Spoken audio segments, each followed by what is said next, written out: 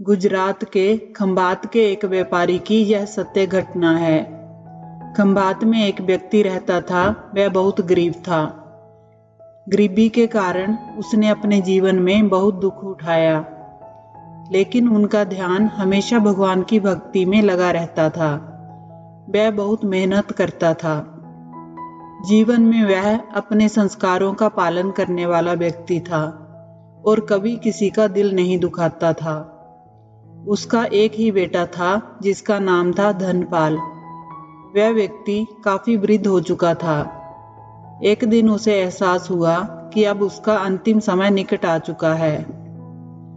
उसने अपने एकमात्र पुत्र धनपाल को बुलाकर कहा कि बेटा, मेरा आखिरी समय आ गया है। मेरे पास धन संपत्ति नहीं है जो मैं तुम्हें विरासत में दे सकूं, पर मैंने जीवन भर सच्चाई, ईमानदारी और प्रामाणिकता से काम किया है। आज मैं तुम्हें दोनों हाथों से आशीर्वाद देता हूँ कि तुम मेरी एक बात हमेशा याद रखना कि कभी भी किसी का दिल मत दुखाना और जिसे प्रेम करो उसे दगा मत देना। सच्ची मेहनत करना, भगवान के भजन में ध्यान रखना। तुम जीवन में बहुत सुखी रहोगे और धूल को भी हाथ लगाओगे तो वह भी सोना बन जाएगी। उसका बेटा धनपाल बहुत ही आज्ञाकारी था। बेटे ने सिर झुकाकर पिता के पैर छुए। पिता ने बेटे के सिर पर हाथ रखकर आशीर्वाद दिया और संतोष से अपने प्राण त्याग दिए। धनपाल बहुत आज्ञाकारी था। उसने अपने पिता की बातों का अच्छी तरह पालन किया। अब घर का खर्च बेटे धनपाल को संभालना था। उसने किसी तरह कुछ पैसों का इंतजाम करके एक ठेला गाड़ी खरीद ली। उसने उस छोटी सी ठेला गाड़ी से अपना काम शुरू किया। जब भी सुबह वह घर से काम के लिए निकलता तो अपने पिता को मन ही मन प्रणाम करके अपना काम शुरू करता। समय के साथ धीरे धीरे उसका व्यापार बढ़ने लगा। धीरे धीरे उसकी आमदनी भी बढ़ती गई। उसने सभी का कर्जा उतार दिया और उसके बाद उसने एक छोटी सी दुकान ले ली। व्यापार और बढ़ा तो अब उसकी गिनती नगर के संपन्न लोगों में होने लगी। उसको विश्वास था कि यह सब मेरे पिता के आशीर्वाद का ही फल है, क्योंकि उन्होंने जीवन में दुख उठाया पर कभी धैर्य नहीं छोड़ा, श्रद्धा नहीं छोड़ी, प्रामाणिकता नहीं छोड़ी। इसलिए उनकी वाणी में बल था। उनके द्वारा दिए गए आशीर्वाद फलीभूत हुए और उसके फलस्वरूप मैं सुखी हुआ और धनवान हुआ। जब भी कोई उससे उसकी कामयाबी का कारण पूछता तो धनपाल यही कहता कि बस पिताजी का आशीर्वाद है या बाप का आशीर्वाद है। उसके मुंह से बार बार यही बात निकलती थी। एक दिन एक मित्र ने पूछा कि तुम्हारे पिता में इतना बल था तो वह स्वयं संपन्न क्यों नहीं हुए, सुखी क्यों नहीं हुए? धनपाल ने कहा कि मैं पिता की ताकत की बात नहीं कर रहा हूँ, मैं उनके दिए हुए आशीर्वाद की ताकत की बात कर रहा हूँ। इस प्रकार वह बार बार अपने पिता के आशीर्वाद की बात करता तो लोगों ने उसका नाम ही रख दिया बाप का आशीर्वाद। धनपाल को इससे बुरा नहीं लगता था। वह कहता कि मैं अपने पिता के आशीर्वाद के काबिल निकलूं, यही चाहता हूं। ऐसा करते हुए कई साल बीत गए। वह विदेशों में भी व्यापार करने लगा। जहां भी व्यापार करता उससे उसे बहुत लाभ होता। एक बार उसके मन में आया कि मुझे लाभ ही लाभ होता है, क्यों ना एक बार नुकसान का अनुभव करूं। तो उसने अपने एक मित्र से पूछा कि मुझे ऐसा व्यापार बताओ कि जिसमें मुझे नुकसान हो। मित्र को लगा कि इसको अपनी सफलता का और पैसों का घमंड आ गया है। इसका घमंड दूर करने के लिए इसको मैं ऐसा धंधा बताऊं कि जिससे इसको नुकसान ही नुकसान हो। तो उसने धनपाल को बताया कि तुम भारत में लौंग खरीदो और जहाज में भरकर अफ्रीका के जंजीबार में जाकर बेचो। धनपाल को ये बात ठीक लगी। जंजीबार तो बड़ी मात्रा में लौंग पैदा करने वाला देश है।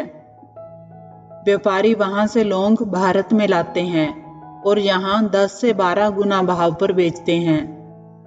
भारत में खरीद करके जंजीबार में बेचें तो साफ नुकसान सामने दिख रहा है। परंतु धनपाल ने तय किया कि मैं भारत में लौंग खरीदकर जंजीबार खुद लेकर जाऊंगा। देखूं कि पिता के दिए हुए आशीर्वाद कितना साथ देते हैं। नुकसान का अनुभव लेने के लिए उसने भारत में लौंग खरीदे और जहाज में भरकर खुद उनके साथ जंजीबार द्वीप पहुंचा। जंजीबार में सुल्तान का राज्य था। धनपाल जहाज से उतर करके और लंबे रेतीले रास्ते पर जा रहा था। वह वहां के व्यापारियों से मिलने के लिए जा रहा था। रास्ते में उसे सामने से सुल्तान जैसा व्यक्ति पैदल सिपाहियों के साथ आता हुआ दिखाई दिया। धनपाल ने किसी से पूछा कि यह व्यक्ति कौन है। उन्होंने कहा कि ये सुल्तान है। सुल्तान ने उसको सामने देखकर उसका परिचय पूछा। धनपाल ने कहा कि मैं भारत के गुजरात के खंबात का व्यापारी हूँ और यहाँ पर व्यापार करने आया हूँ। सुल्तान ने उसको व्यापारी समझकर उसका आदर किया और उससे बात करने लगा। धनपाल ने देखा कि सुल्तान के साथ सैकड़ों सिपाही हैं, परंतु उनके हाथ में तलवार, बंदूक आदि कुछ भी ना होकर बड़ी बड़ी छलनियां हैं। उसको आश्चर्य हुआ। उसने विनम्रता पूर्वक सुल्तान से पूछा कि आपके सैनिक इतनी छलनियां लेकर के क्यों जा रहे हैं।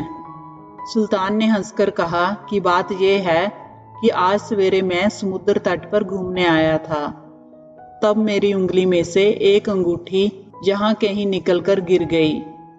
अब रेत में अंगूठी कहाँ गिरी ये मुझे पता नहीं है, इसलिए मैं इन सैनिकों को साथ लेकर आया हूँ। ये रेत छान कर मेरी अंगूठी उसमें से तलाश करेंगे। धनपाल ने कहा कि अंगूठी बहुत महंगी होगी। सुल्तान ने कहा कि नहीं, उससे बहुत अधिक कीमत वाली अनगिनत अंगूठियां मेरे पास हैं, पर वह अंगूठी एक फकीर का आशीर्वाद है। मैं मानता हूँ कि मेरी सल्तनत इतनी मजबूत और सुखी उस फकीर के आशीर्वाद से है, इसलिए मेरे मन में उस अंगूठी का मूल्य सल्तनत से भी ज्यादा है। इतना कहकर सुल्तान ने फिर पूछा कि बोलो सेठ, इस बार आप क्या माल लेकर आए हो। धनपाल ने कहा कि लौंग। उसकी बात सुनकर सुल्तान के आश्चर्य का ठिकाना नहीं रहा। फिर सुल्तान ने कहा, यह तो लौंग का ही देश है सेठ। यहाँ लौंग बेचने आए हो, किसने आपको ऐसी सलाह दी? जरूर वह कोई आपका दुश्मन होगा। यहाँ तो 1 पैसे में मुट्ठी भर लौंग मिलते हैं। यहाँ लौंग को कौन खरीदेगा और तुम क्या कमाओगे? धनपाल ने कहा कि मुझे यही देखना है कि मुझे यहाँ भी मुनाफा होता है या नहीं। मेरे पिता के आशीर्वाद से आज तक मैंने जो भी धंधा किया उसमें मुनाफा ही मुनाफा हुआ। तो अब मैं देखना चाहता हूँ कि उनके आशीर्वाद जहाँ भी फलते हैं या नहीं। सुल्तान ने पूछा कि पिता के आशीर्वाद से इसका क्या मतलब है?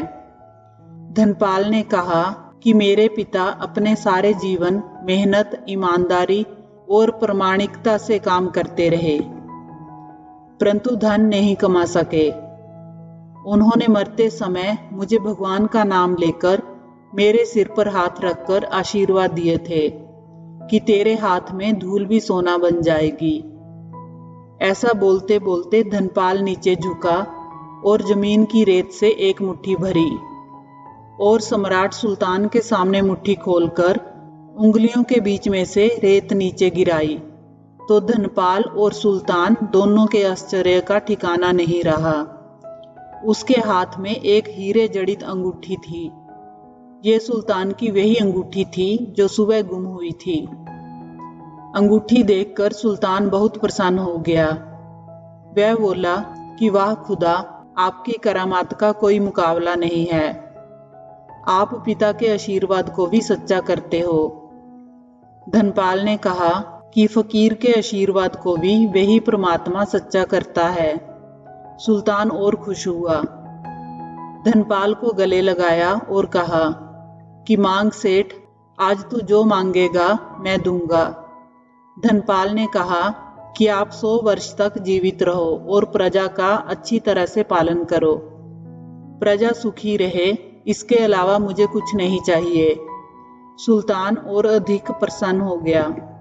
उसने कहा कि सेठ, आज तुम्हारा सारा माल मैं खरीदता हूँ और तुम्हारी मुंह मांगी कीमत दूंगा।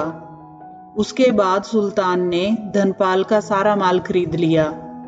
इस कहानी से शिक्षा मिलती है कि पिता के दिए हुए आशीर्वाद हों तो दुनिया की कोई ताकत कहीं भी तुम्हें पराजित नहीं होने देगी।